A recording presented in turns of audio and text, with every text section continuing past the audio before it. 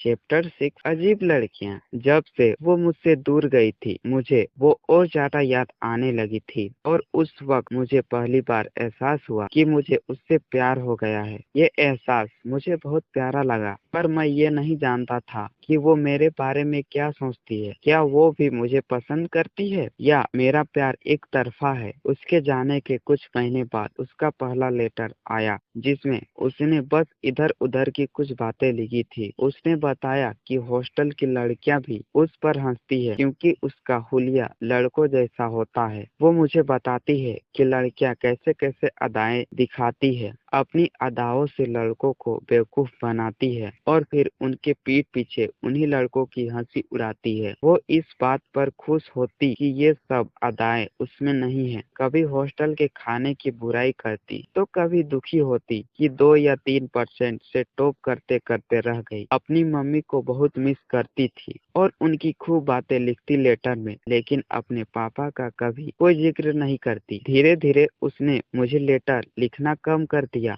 और फिर कुछ साल बाद ही बिल्कुल बंद हो गए। शायद वो अपनी पढ़ाई में बिजी रहने लगी थी, पर मैं उसे पाबंदी से लेटर भेजता और उसे यहाँ का हाल बताता। कभी कभी उसके पापा की बातें भी लिखता, पर वो उनके बारे में कभी कोई जवाब नहीं लिखती। उसके जाने के कुछ साल बाद मैंने उससे फोटो भेजने के लिए कहा, पर उसने कभी नहीं भेजी। जवाब में कहती, मुझ में वो लड़कियों वाली अदाएं या रूप नहीं। मेरी तस्वीर देखकर क्या करोगे। देखते ही देखते साल गुजरते चले गए और 12 साल निकल गए। इन 12 सालों में वो बस एक बार ही घर आई थी। अब उसका मास्टर्स कंप्लीट हो गया था। वो वापस आने की तैयारी में लग गई थी और मैं उसके स्वागत की तैयारी में।